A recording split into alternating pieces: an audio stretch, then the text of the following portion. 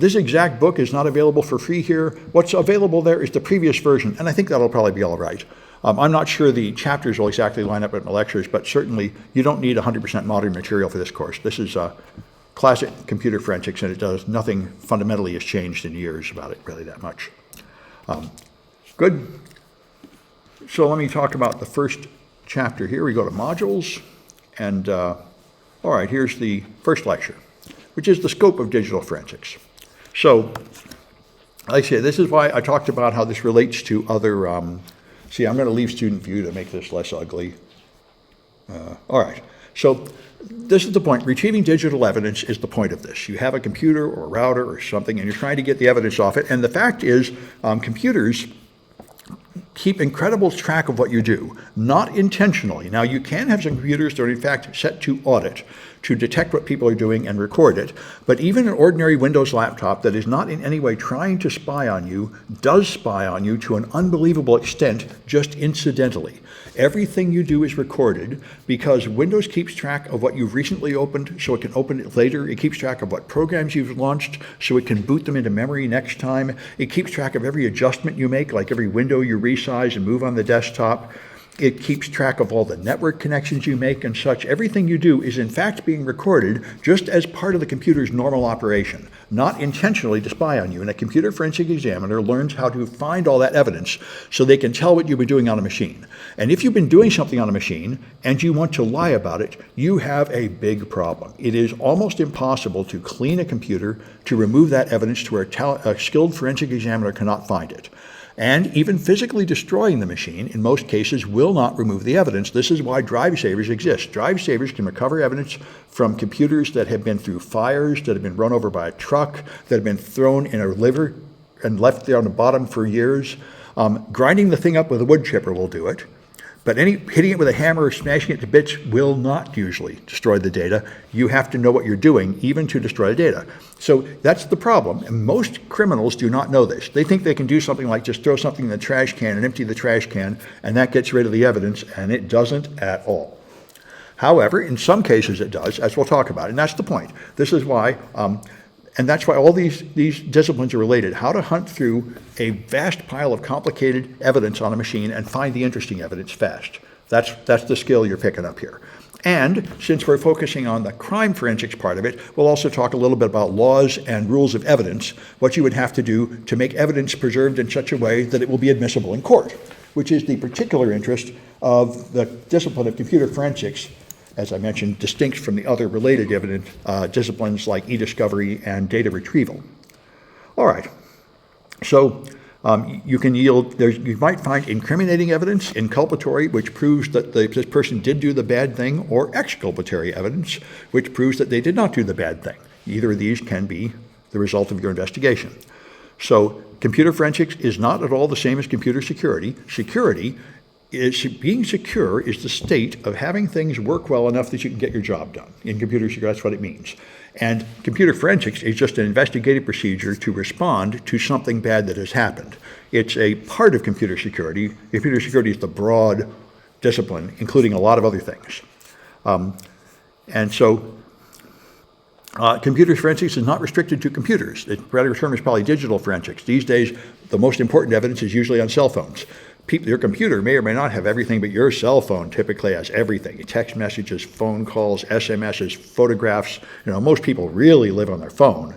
So all the real evidence of what people are doing is usually on their phone, but it may be on everything else. Your car's navigation system is keeping track of everywhere you go. This is not common knowledge. They can find everywhere you've went. It's in there.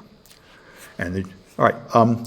So there's a lot of other things out there, and not all computer forensics is about crime, although that's the most common case used at this level of studying it. And one thing you can do is recover deleted files, but you can do many other things. Most of the evidence these days, in most investigations, is not from deleted files. Deleted files are sometimes interesting, but just the things like the registry in a Windows machine record a ton of information, and you don't necessarily involve recovering deleted files, although that sometimes is helpful. So here's types of forensic evidence you might find. Email, for example. Email is enormously useful. There are several special properties about email. One of the most amazing legal issues about email is that email is so old that there was a law written about it back in like the 70s, which at that time everybody had email on servers and they would harvest it down, haven't used radius, I'm not sure, but harvest it down to their machine with things like Outlook Express. So email that was left on a server was abandoned email. And they passed a law about abandoned data. Any data that's abandoned for like 90 days or 180 days can be examined without a search warrant because apparently nobody cares. And that law still exists, so it still applies to email, even though the basis of it no longer makes any sense at all, because now people use cloud-based email like Gmail, where the email always stays on the server, and even if you read it on your phone, it's not deleted from the server. But this is enormously useful for police because you can seize email without a search warrant frequently. And that's particularly the case of email. See, do private eyes use forensic or do they hire out? Well, I don't know. I would think both happen. What you do is you learn some basic investigative techniques, and then in this field, you will often find that you do not have the skill necessary to investigate certain devices, and then you go to experts like Drive Savers or something else. Yeah, by the way, there's an important thing about all computer fields. You never know everything. You never know enough. It's constantly changing, and in forensics, you often have to deal with old devices, of old obsolete devices. So, you always have to know people and know partners and outsource things and call other experts. Nobody knows it all or can keep up with it all. Yeah? So what's the time limit for considering to be abandoned email? I'm not sure it's here. I don't remember what the limit is. It's something, I think it might be 9 months or 6 months, something like that. Is it 9 months from the email sent or is it 9 months from last week? I forget the details. You should ask ChatGPT. Anyway, yeah. But it is one legal issue. Down, here it is, 180 degrees. It's the Stored Communications Act. Less than 180 degrees old, it requires law enforcement. After 180 days, you no longer need a warrant because it's considered abandoned. Is it 180 days from last week or the last email sent? I think each email individually. So that email's date. The email, the sending date of the email. I would think so, yes. Although I'm not a lawyer, I can't be sure, but I think that's the point. The point is, apparently nobody read it. So the only date there is the sending date. There is no date at which it was read. Anyway, so, all right, and so if people are emailing, it also shows intent. Another thing people often do is they try to claim that they have not committed crimes, but just some kind of automated process, put things like forbidden images like child pornography or something on their machine. And if you have sent email, that can generally be interpreted as evidence that they really did deliberately gather the stuff and send it. What is the EFF wanting to change it to? I don't know exactly what the EFF wants to change it to, but I think they want to, this EFF is always trying to get more privacy. The EFF is the electronic ACLU. They're very useful. They're here in San Francisco. I highly recommend supporting them. They are always pushing back to increase privacy rights on the internet. So they try to lower the government's ability to seize your computer data and analyze it, just like the ACLU does in many aspects. And generally, it's very good. I generally think they're on the right side of most issues. Anyway, so that's all right. Email is generally accessible all over the place. That's why one thing, remember 6 or 8 years ago, Hillary Clinton's emails became a big issue. And then when they tried to get evidence, they said, oh, the emails are gone. And even at the time, I was with the people who said, they can't be gone. Emails are never gone. If you send an email, there's like a dozen copies of that email. There's on servers at your end, there's servers here, there's backups there. It's really hard to say email is gone. You can delete it off your server, and you can delete it off your computer, but it went through the network, and there were copies all over the place. If you really wanted it, it's mighty hard to believe you couldn't find it. Anyway, all right, then there's images. Images are really important, not only because images make it really clear what's going on and they implicate people. You see a person in the image doing something, you know they did it. They're also extremely effective in court. Often computer data gets complicated and technical and you can't explain it to the judge and the jury, but a picture they can understand. And another thing is cameras typically record all sorts of extra data, and people don't know this, like timestamps and GPS location of where the photo was taken. Many people don't know this. This is how John McAfee got caught when he was on the run for a murder charge. Vice reporter took a photograph of him and put it in the magazine, and it had the GPS track on it. So they knew where he was. There's a lot of criminals being caught by the GPS information. So you have to turn that off on your phone if you don't want your phone putting GPS stamps on the data. And a lot of people don't know that. And then, of course, video. Now, a lot of people take videos of what they do. There was a funny case about 8 years ago where this guy got a job as a janitor at a bank. She was going in at night with a USB stick full of malware to infect the bank machines to steal money, and he made a Facebook video and published it of how smart he was going in with his thumb drive, infecting the machine. He thought nobody would look at the Facebook and see him blatantly committing a crime. And of course, there's all the people on January 6th that just posted proud videos of them committing illegal acts and so on. This happens quite often, that people self-indict themselves with their videos. And of course, then there's surveillance videos all over the place, an incredible amount of surveillance all over the place. And police, the cameras they wear on their bodies and so on. So closed circuit TV is video that doesn't broadcast directly to the internet, but just to a certain location. But most of the time, people these days buy internet-connected cameras and do transmit that data over the internet, and often without proper safeguards. So in fact, it's broadcast all over the place. Anyway, now I say video evidence can often be the most compelling evidence. All right. And then there's, of course, internet search history. You've seen a lot of cases where the judge has brought up in court, what was your internet search history and what websites did you visit? There are cases where people would Google how to dispose of a body, what poison to use to kill somebody and things like that, and then go do it, and that evidence has been used against them. There was a one recently arrested, I think might have been in the UK, who actually wrote and published a fiction book, How to Kill Your Husband, and then killed her husband in that manner, and is now trying to pretend somehow that it didn't happen. So anyway, so anything you do, all your web search requests are recorded at the search company like Google and available for law enforcement examination in response to a court order later. So this is an important fact. Nothing you do on the internet is anonymous at all. By the way, I actually have this on here. Let me try this. I think I put it in Chrome. Yeah, here we are. This is an extension, Ghostery, that shows who's tracking you. And if you go to like a commercial site like Google,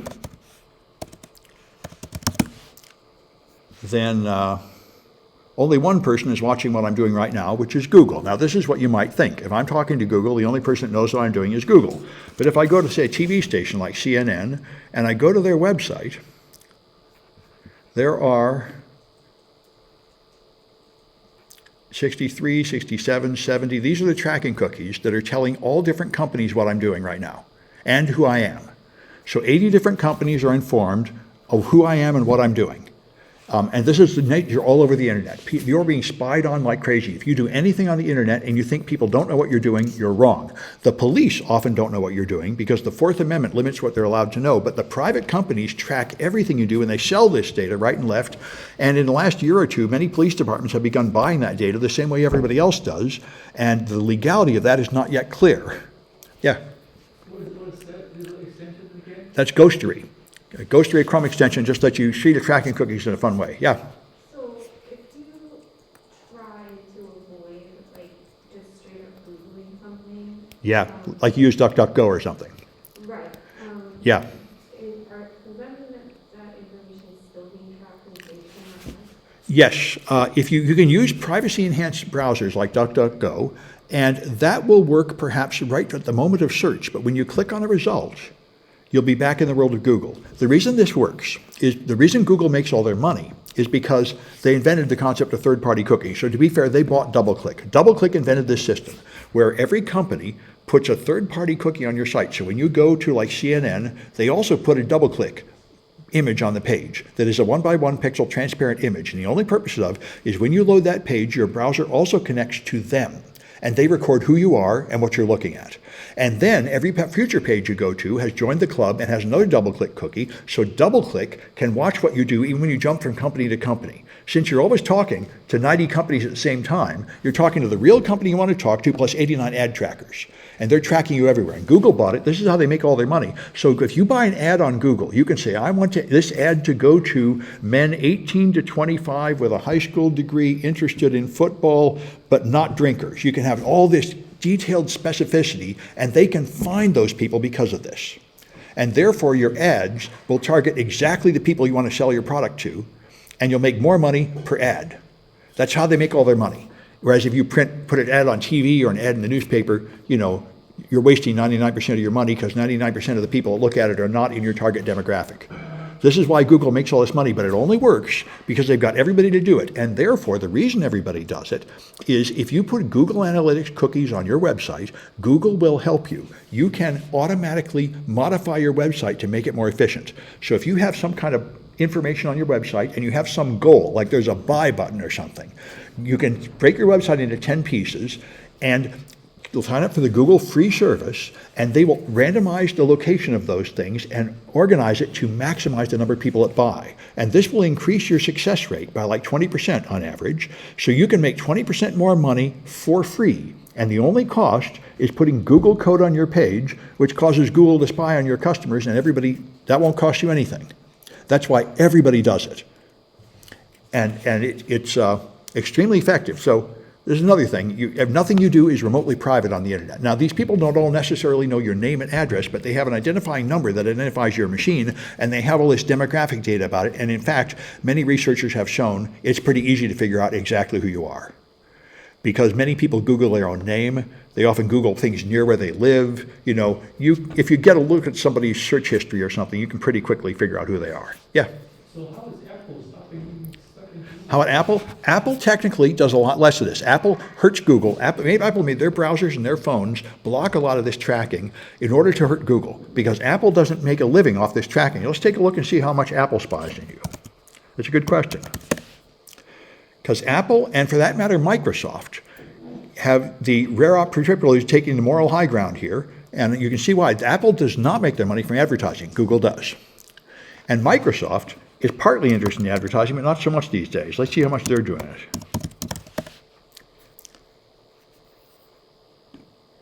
Yeah, not so much, but still some. And Microsoft does do some advertising. I don't think Apple does any at all. They don't make their money. They make their money selling hardware. And so they don't spy on you, so they made the privacy settings of the iPhone block a lot of this in order to hurt Google relatively. And there's a huge battle going on about that. Yeah. Firefox and Incognito, by default, prevents third-party cookies. Well, it might. That's right. In incognito mode, blocks some of it. Anyway, you can do things. But anyway, the fact is, if you want privacy, you're in big trouble on the internet. Like I say, if you use things like DuckDuckGo, and when you search, nobody else will see it. But when you click the links and go to that site, everybody will see you again.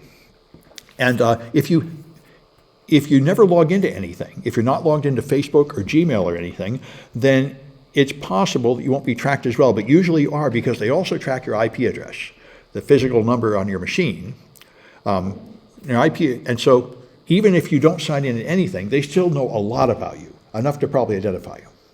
That's why, as people get aware of this, they get super paranoid, and it is just a thing to realize. You shouldn't be doing anything on the internet that you don't want the whole world knowing. Although these companies don't just out everybody, but the fact is there are people spying on everything you do, and there's evidence being left on the internet and on a computer everywhere you go. All right, so anyway, that's the point here. Now, if you are doing an investigation these days, in the early days, perhaps 15 years ago, the rule was kick out the plug, pull out the power, image the hard drive, and that's your computer forensics. And the reason is that data on the hard drive is files with an owner and a timestamp. Data in RAM, the volatile memory on a machine, is not in files, and it doesn't have an owner, and it doesn't have a timestamp. So if you find something in RAM, you do not know who put it there or when it was there. So if you're trying to convict somebody of a crime, like looking at child pornography on a machine, if you find it in RAM, that doesn't prove anything. That could have been there for years. But if you find it on the hard drive, it's recorded who put it there and when they put it there. But in modern machines, especially now that we're doing the field of instant response, most of the most important data is typically in RAM now. Even though you don't have timestamps, you have active connections. And so these days, you typically do live forensics. The original discipline was called dead forensics or static forensics, where you would have a machine that was turned off. You would physically remove the hard drive, duplicate the contents of the hard drive, and have this perfect copy, and that's what you take to court. That's the static forensics. but you'd only get the hard drive image. Now, the more common procedure is you do a live image. You have a running machine, you add software to it and run more software on that machine and image both the RAM and the hard drive. And that means you are modifying the system while measuring it. This is a sloppier procedure, but if you think about it, it just is the same as all other procedure. If there's something like a blood spatter on the wall, the way you analyze it is you go up and soak up some of it with a Q-tip or something and take it to the lab and analyze it, so you change the evidence in order to measure it. That's the way it's always been, and it is the job of the examiner to understand this is the change I made, this is the evidence that was really there, and now the computer forensic examiner must do the same thing. I did this, but the perp did that. And even though I have something which includes some things I did and some things the perp did, I am an expert enough to know the difference. So we're not any more perfect than the other disciplines of forensics. What about virtual machines? That's another very good question. Virtual machines are the same as physical machines for all practical purposes. You could shut them off and just image the hard drive. The only thing about virtual machines that matters particularly is it's very easy to get an image of both the RAM and the hard drive. You can just suspend them, and then you just have a folder that has all the files in it.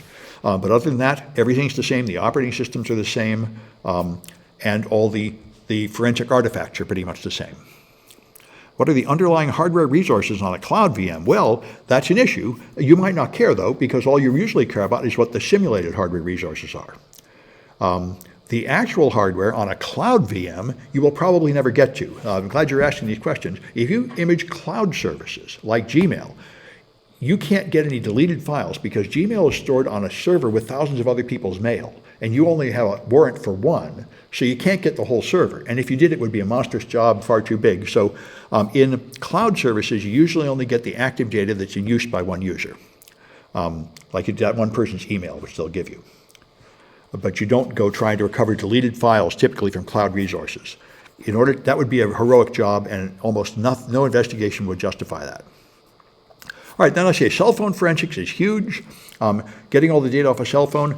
You can do, by the way, here's another important fact. You do not have to be perfect. For example, one way to get data off a cell phone, which some police have done, is just have a camera and page through the messages and take pictures of them. Now, this is by no means a perfect procedure. You didn't get all the data, you didn't connect it to a machine, you didn't get the deleted files, but it's evidence that was on the phone. The real evidence is the human in court testifying. All the rest is just a backup. So when you say, I got the phone at the scene, I took these pictures, this stuff was on the phone, that is evidence. It's not all the evidence, but whatever it is, it proves whatever you want to say. And so you often have to switch to imperfect procedures in computer forensics because you do not have the ability to do what would be a perfect thing. Or, for example, you make a mistake. I've made mistakes in these kind of things, and there's the all-important rule: never lie, never hide anything. If you make a mistake, you write down, I did this, it was a mistake, and you go forward. You will never get hurt badly for making a mistake the way you get hurt by lying about the mistake. If you made the mistake, then they can yell at you, they can hire a better examiner, but if you lie about it, then you're digging yourself a deep hole. But anyway, often you have to do things that are not perfect, and just record whatever you did so you can justify it later. Here's why I did this thing. And even if it was wrong, here's what I really did, so now you know what I've created here, and now when the two sides look at the evidence, they know what they got. Anyway, so you'd like to get all the evidence off the cell phone. For normal, modern versions of cell phones, people usually buy expensive cell phone forensic suites, like I think UFED is one of them, Black Bag is another one. There's the famous one that the FBI used from Israel, forget the name right now. Which is it? Nexus or something? No, there's a famous one. The Elcomsoft is the Russian one. There's one that can get data from all the related phones. I can't remember the name of the company right now. It'll come up later. But anyway, you can buy a device that will suck all the data off a phone and even penetrate the password and everything. Cellebrite, that's it. Cellebrite's the famous one. And so if you have one of those, you just plug in your phone, run through the menu, and it gets everything off. Otherwise, you have to work with other tools and do the best you can. But the best thing is when you can just suck all the data off the phone and get all the web pages, all the emails, and that's what we're going to do a lot in this cast. We're going to use a product called Autopsy, which is a free forensic tool, and it can do a lot of this. It can analyze a lot. We'll do cell phone images for iPhone and Android and Windows machines, and you'll see it just harvests everything interesting and lays it up nicely for you. Here's the emails, here's the SMS, here's the websites, here's the files. It's very nice. Then there's IoT. There are all these smart devices. You have a smart phone and a smart fridge and a smart car And they're all recording things too. So all these gadgets are basically little computers, and in principle, there's data on all of them too. And again, you probably don't really have a specific device designed to suck the perfect data off your thermostat, but you can get some data off it using general techniques. All right, so anyway, the main skill you need here is information technology knowledge. You have to understand how files are stored on devices and how RAM is used in general terms. You understand what kind of data might be found. You need to understand things like encryption. BitLocker is Windows encryption, FileVault is Apple encryption, Lux is Linux encryption, and in general, if something is encrypted, you're going to have a really hard time getting that data, unless you can find the key somewhere. And increasingly, more and more things are encrypted these days. So you also have to have investigative ability to think about, can you prove whether a suspect is in control of a computer? Can you figure out who owns the computer, who owns the files, and see if you can find intent. So you can tell an automatic process that happens in the background from an intentional process where somebody typed a URL into a browser or otherwise indicated they were really trying to do something. So you should know familiarity with all the major operating systems, which is Linux and Windows. Android is essentially a version of Linux, and so is iOS. It's Unix, but it's very similar. And you should learn how to do the basics of operating in these different operating systems. Knowing some programming, like especially Python, is useful. Here's another common myth to mention. There's a thing you will often hear said that you must use NCASE. NCASE is the #1 forensic software used by police departments. The rival is FTK, used by the FBI. And these people will advertise and say, you need to use NCASE. And then when you go to court, your evidence will be admissible. And if you don't use our tool, it won't be admissible. And that is a lie. I know one of my favorite teachers is open source forensic analyst. He uses open source tools and he writes a lot of his own tools. And you don't have to use a commercial tool. The human is the evidence. You have to justify what you did. When they ask you questions, you have to be able to persuade the judge and the jury that you know what you're doing, that you did it right, that if you wrote a script, your script is good and it got the right answer. And he's able to do that because he knows what he's doing. He explains it very clearly. You are the evidence. However, for most people that are not very technical and not willing to explain in depth what they're doing, it's easier for them to just say, I took the NCASE certification course and I used the NCASE software, which is what a lot of people do. A lot of forensic examiners are police officers that went to a 3-hour vendor training course in how to use one tool, and they don't really understand what that tool does. If you understand what the tools do, you will always win in court. At least you will often when you're right.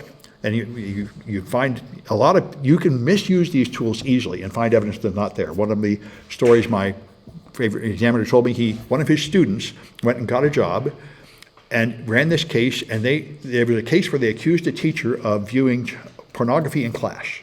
And this person found all these porn website URLs on a machine and went to court, and they were actually from the anti-spam software. It was the list of websites it was going to block. It was not a list of websites that had actually been visited. And this is the kind of mistake people make when they use the tool sloppy. You use the tool, it'll search their hard drive, it'll find these things, these URLs are on there, and you can then go make a fool of yourself yelling about it. But that doesn't prove that this person went to those sites. It just meant those strings are on the hard drive. So you have to understand what your tools are saying. Yes, you can absolutely be, yes, people say it's horrified. You can be convicted on the basis of a sloppy forensic examination. It has happened in quite a few times. It happens, by the way, in non-digital forensics too. There was a famous guy in Pennsylvania who was the #1 forensic examiner for 10 years because he always told the cops what they wanted to hear, and it was only when they finally hired other chemists that they realized he wasn't even investigating the blood samples, he wasn't even labeling them correctly, he was just telling them whatever they want to hear and signing his name to it. And he did that for hundreds of cases for years, just framing people. This kind of thing happens a lot more than I imagined. Anyway, so legal expertise is also important. You should know how to handle evidence. You should know what the rules are. The Fourth Amendment is really important. If you are the government, you are not allowed to examine anybody's stuff without probable cause and a search warrant. Now, most forensic people do not work for the police. That's a very good job, by the way, working for the police, if you can get it. But most people work for industry, like corporations, and what you're doing is you're analyzing company property to see if people are doing things like embezzlement on the job, and then this doesn't really come up because you're investigating company equipment, and the company has the right to examine the company equipment. The only place, the Fourth Amendment doesn't apply at all because you're not the government. But that's where most of the jobs are. Anyway, you also need good communication skills. You need to be able to write documents that explain clearly technical things, and you need to be able to explain them to non-technical people like judges and juries. So you have to be able to explain them in plain English, what it means, and then also in technical detail for the opposing forensic examiner to look at the technical process of what you did. Knowing other languages is good, as we have more and more multiple lingual activities going on around us. And of course, you need to have continuous learning. All technical fields move so fast that you usually have to recertify every few years or go to a lot of training events and things like that. You have to keep learning new things or you will rapidly become obsolete. As I imagine you know, every week they invent some new gadget, they turn something around, so there's always something new. That's why you never get bored in this field, but you have to keep moving to keep up. And you have to be able to maintain confidentiality. I served on a jury recently. I was in the jury selection process, and the judge asked me, "What do you do?" And I said, "I'm an ethical hacker." And they hit the room like a hand grenade. "Oh my God, how can you be a hacker? How can that be ethical?" And so he asked me, and so to decide if I was ethical, they asked me what should happen to Snowden. And I said, "You have to lock him up. He promised to shut up, and then he didn't shut up." And they liked that answer. That's an answer that would please them. But same thing's true. Lawyers and doctors have to keep secrets. You're going to find out things like people's HIV status and stuff, and you are legally obligated to shut up. Nobody would go to the doctor if they weren't going to keep your privacy stuff private, and forensic examiners are the same. You find out all sorts of things that are confidential information. Same thing's true of security professionals at all levels. So you have to understand, you will have to maintain confidentiality of information you find. It is only to be disclosed under certain conditions.